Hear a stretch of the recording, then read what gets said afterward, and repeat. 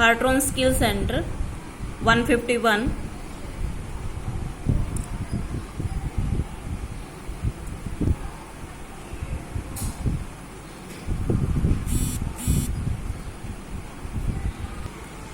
Good morning students. उस दिन मैंने आपको F11 में एक फीचर कराई थी इनेबल मल्टी करेंसी, यानी कि मल्टी करेंसी को हम कैसे यूज करेंगे। आज हम F11 प्रेस करो गेटवे ऑफ टैली पे। F11 प्रेस किया, अकाउंटिंग फीचर, और यहाँ पर हमने मेंटेन बिल्स वाइज डिटेल, ये नेक्स्ट वाली फीचर यूज करनी है। मल्टी करेंसी के बाद ये वाली फीचर यूज करनी है, मेंटेन बिल वाइज डिटेल। अगर आपकी ये फीचर यस नहीं है तो उसको यस करिए। उसके नीचे वाली, इसका मतलब होता है मेंटेन बिल वाइज डिटेल का मतलब होता है कि अगर हम किसी भी पार्टी को सेल कर रहे हैं या परचेज कर रहे हैं तो उसका बिल वाइज डाटा मेंटेन रखना। इससे हमें बेनिफिट क्या होगा कि उस पार्टी से हमें कितना पेमेंट आया है, कितना बाकी रहता है, या किसी पार्टी को हमने कितना पेमेंट किया है, कितना बाकी रहता है, इन चीज में हमें फायदा मिलेगा। वो चीज हमें मैन्युअली कहीं पे भी देखने की जरूरत नहीं पड़ेगी, वो टैली खुद मेंटेन करेगी। नीचे, इसके नीचे एक ऑप्शन दिया हो for non trading account also, यानी कि इसको आप तब यूज करोगे जब इसकी जरूरत होगी।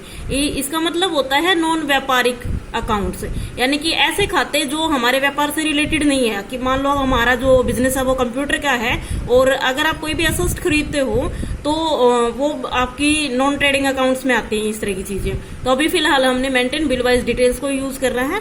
उसको यस करके एंटर करके एक्सेप्ट कर सकते हैं, अदरवाइज एक्सेप्ट करने के लिए आप कंट्रोल ए प्रेस कीजिए और बाहर आ जाइए। अब यहाँ पे सबसे पहले हमने क्या करना है, सबसे पहले हमने एक लेजर क्रिएट कर लेनी है। हमने, जैसा कि मैंने आपको पहले ही बताया था कि एक कंपनी आप बना लेंगे, उसमें आपके पास स्टॉक होना चाहिए, और जब भी आप सेल या परचेज करते हैं तो पार्टी आप न्यू क्रिएट कर सकते हैं। आप अकाउंट इन्फो में जाएंगे, उसके लिए आप ए भी प्रेस कर सकते हैं। अकाउंट इन्फो में लेजर क्रिएट करो जिस पार्टी को आपने सेल या परचेज करनी है। मान लो हमने एक पार्टी बनाई नेहा नाम से, हमने एक पार्टी बना ली नेहा नाम से, और नेहा को मैंने क्या बना लिया कि ये हमारी जो पार्टी है डेटर की। कई बार ऐसा होता है कि सेम नेम दोनों पार्टी में आ जाए, तो आप नॉलेज के लिए डाल भी सकते हैं कि वो डेटर की पार्टी है या क्रेडिटर की पार्टी। इसको यहाँ पे मैंने क्या किया, सन्ड्री डेटर, मैंने डेटर चूज किया, सन्ड्री डेटर। अब यहाँ से करेंसी, अगर आपको करेंसी चेंज करनी है तो स्पेस यूज कीजिए, इसमें डॉलर वाली करेंसी भी आई हुई है, लेकिन अगर आपने रुपीज में ही रखना लेन देन उसके साथ तो वो आप कर सकते हैं। Maintain balance bill bye bill, ये जरूरी है। जो फीचर आप यूज कर रहे हो उसके लिए इसको यस करना बहुत ज्यादा जरूरी है। अब उस पार्टी का जो बैलेंस है नेहा का, वो आपका मेंटेन होता रहेगा बिल वाइज। कितना डिफॉल्ट क्रेडिट पीरियड, यानी कि क्रेडिट पीरियड डेज आप डालना चाहते हो तो डाल सकते हो। क्रेडिट पीरियड डेज का मतलब होता है कि कितने दिन में आपको वो पेमेंट दे दे। आपने मान लो 15 दिन दे दिए, 10 दिन दे दिए, 20 दिन दे दिए, जितने दिन भी आपने उसको दे दिए, ये आपकी मर्जी के ऊपर डिपेंड करता है कि आप उसको देना चाहते हो या नहीं देना चाहते हो। नहीं देना चाहते हो तो आप उसको स्किप कर सकते हो। मैंने मान लो 15 दिन दे दिए उसको।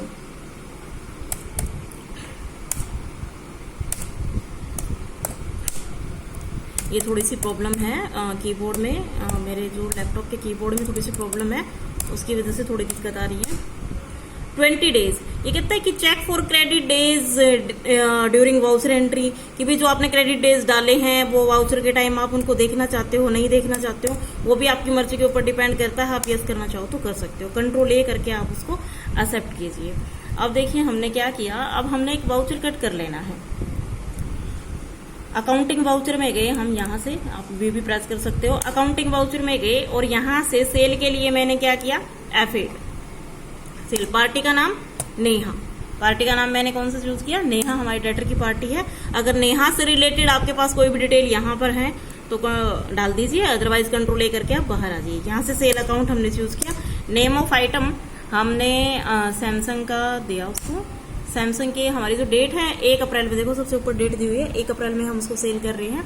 हमने उसको 2 पीस सेल कर दिए, और 2 मैंने ये अपने 35,000 के हिसाब से सेल किए हैं।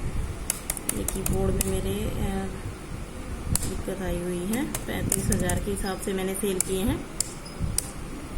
तो ये टोटल अपने कितने हो गए, 70,000। इसको मैंने कंट्रोल ए करके एक्सेप्ट किया। अब मैंने डेट चेंज की, F2 टैली F2 करके मैंने 2/4 में, या नेक्स्ट मंथ की 1/5 भी आप ले सकते हो, या जिस भी मैंने 1/5 में फिर से किसको सेल की, मैंने फिर से नेहा को सेल की। नेहा की मैंने लेजर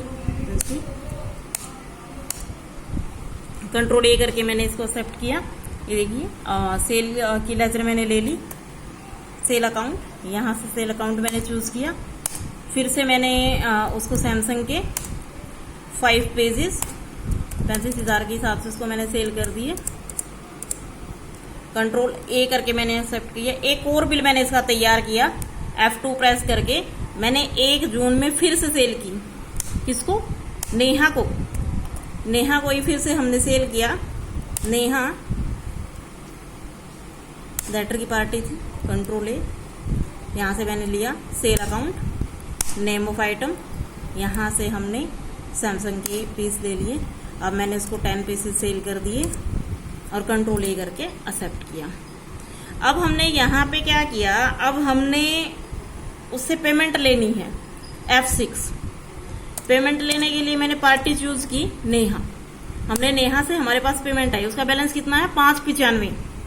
तो अगर मान लो उसने हमारे को 2 लाख रुपए दे दिए, नेहा ने हमें F6 करके आपने रिसिप्ट का वाउचर ले लिया, 2 लाख रुपए उसने हमें दे दिए हैं। नेहा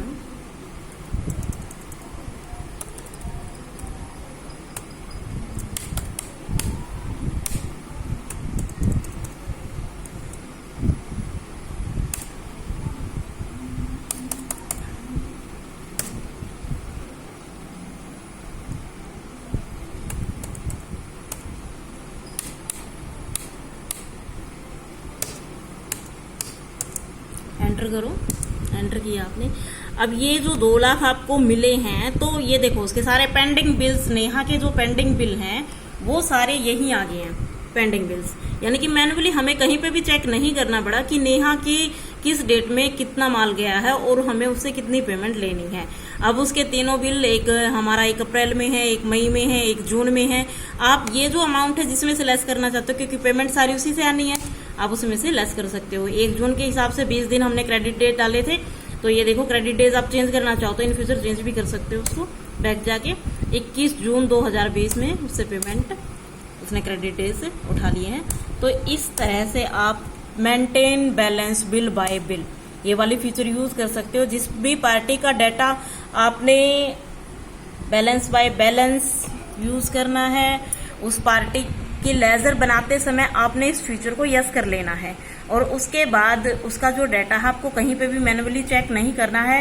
ये चाहे वो सेल की पार्टी है, चाहे परचेज की है। आप अगर उससे परचेज करते हो तो जैसे ही आप उसको पेमेंट करोगे तो जितने भी पेंडिंग बिल हैं वो सारे उसके पेमेंट करते, जब आप वाउचर कट करते हो पेमेंट करते टाइम ही वो सारे ओपन हो जाएंगे। आपको कहीं और चेक करने की जरूरत नहीं पड़ेगी। आई होप कि आपको ये फीचर समझ आई होगी। Thank you students.